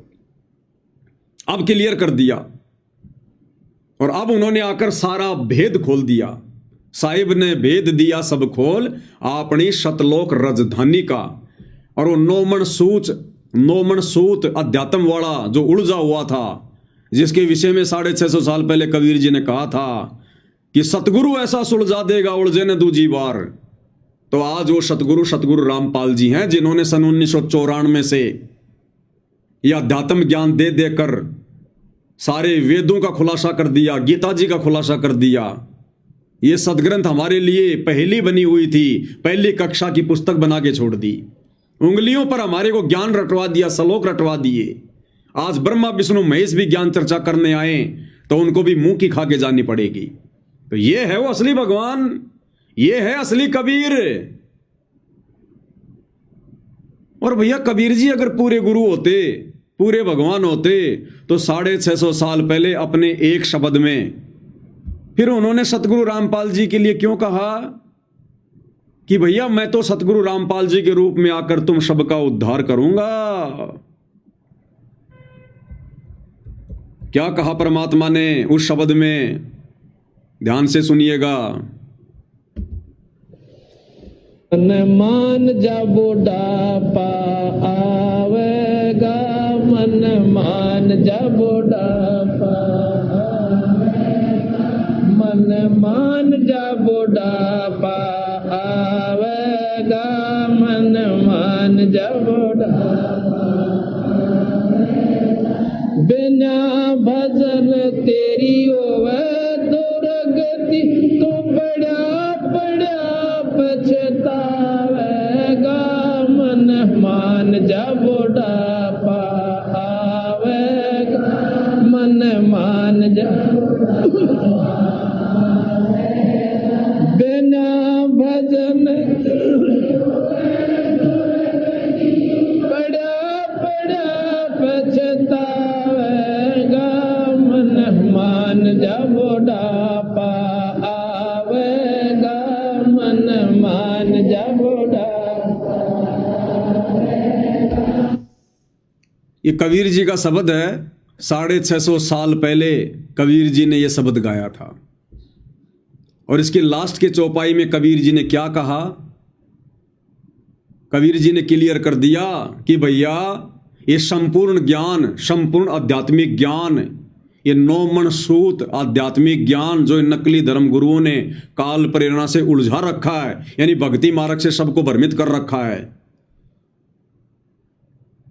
क्लियर कर दिया अगली चौपाई में कि वो कौन सुलझाएगा, कब सुलझाएगा, और मैं कबीर कब आऊंगा दोबारा से, और किस नाम से आऊंगा? संत रामपाल जी के नाम से आऊंगा। 650 साल पहले क्लियर लास्ट की चौपाई में अब आप सुनिएगा क्या कह रहे हैं कबीर जी 650 साल पहले। भाई जल्दी ले ले नाम गुरु का, तुझे मनुष्य जन्म मिल जाएगा। कि नादानो, तुम फटाफट जो गुरु रूप में मैं आया हुआ हूं, जल्दी ले ले नाम गुरु का, मेरे से जल्दी जल्दी नाम ले लो, तुम्हें मनुष्य जन्म मिल जाएगा। उस कलयुग की पिछली पीढ़ी तक मैं तुम्हारी बैटरी चार्ज कर दूंगा और तुम्हें बार बार मनुष्य जन्म मिलते रहेंगे। भाई जल्दी ले ले नाम गुरु का, तुझे मनुष्य जन्म मिल जाएगा। और फिर क्या होगा? संत राम पाल तेरा सतगुरु आके तन फिर भक्ति दरड़ावेगा। राम पाल तेरा गुरु आके तन फिर भक्ति दरड़ावेगा। 650 साल पहले कहा था कबीर जी ने। लोग कहते हैं कि रामपाल जी का कहां प्रमाण है, कहां प्रमाण है? सुनिएगा। दी ले लेना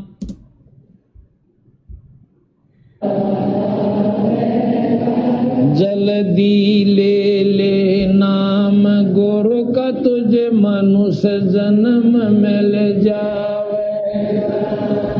जल्दी ले ले नाम गुरु का, तुझे मनुष्य जन्म मिल जावेगा। रामपाल तेरा सतगुरु आके फिर भक्ति दरड़ावेगा। मन मान जबड़ा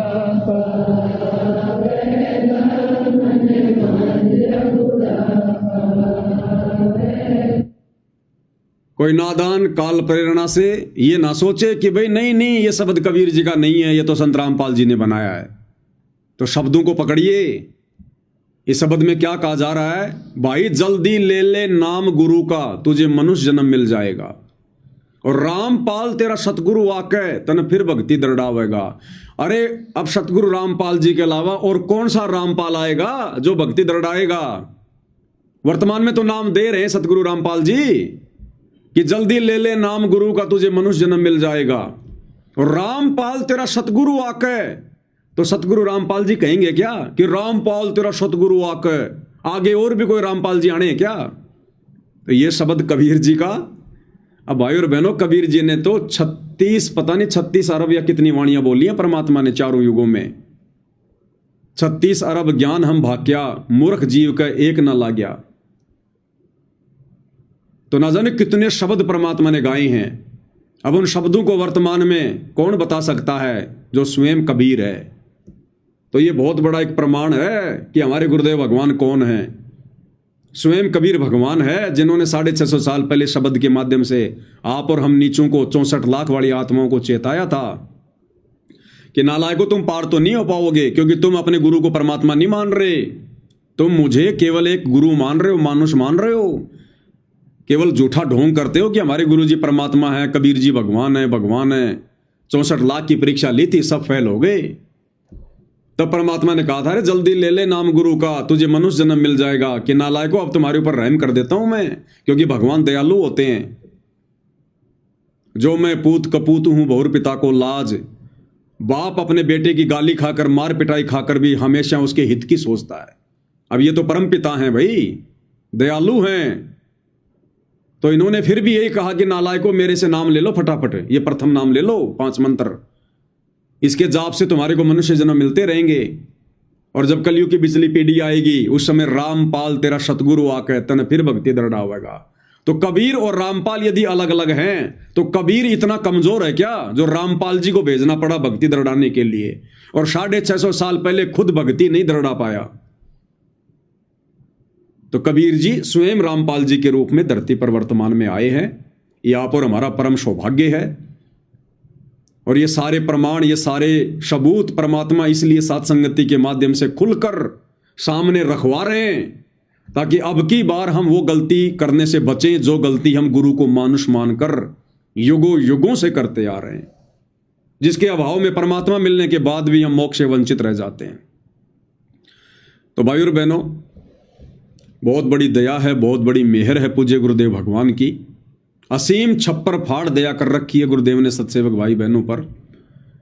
इस घोर कलयुग में परमात्मा अपनी पहचान करवा के दिन रात अपनी महिमा करवा रहे हैं, तन मन धन से भक्ति करवा रहे हैं परमात्मा। और आज गुरुदेव ने अपने सत्सेवक बच्चों को इस कदर दृढ़ कर दिया है कि ब्रह्मा विष्णु महेश तो क्या, साक्षात काल भी धरती पर आकर डराना चाहे, भयभीत करना चाहे, कितने रूप बनाकर, कैसा ही रूप बनाकर, हम सत्सेवक भाई बहन टस से मस भी नहीं होने वाले, टस से मस भी। और यही दृढ़ता एक दिन भाई और बहनों हमारे को शतलोक में ले जाकर बैठा देगी। तो पूज्य गुरुदेव भगवान के आशीर्वाद से आज की साथ संगति में केवल इतना ही। कल परमेश्वर रजा करेंगे तो फिर सतगुरु महिमा में उपस्थित होंगे। तब तक परमेश्वर हम सबको आज्ञा दे, सद्बुद्धि दे, आशीर्वाद दे, हमारा मार्गदर्शन करे। बंदी छोड़ सतगुरु रामपाल जी परमेश्वर जी की जय हो।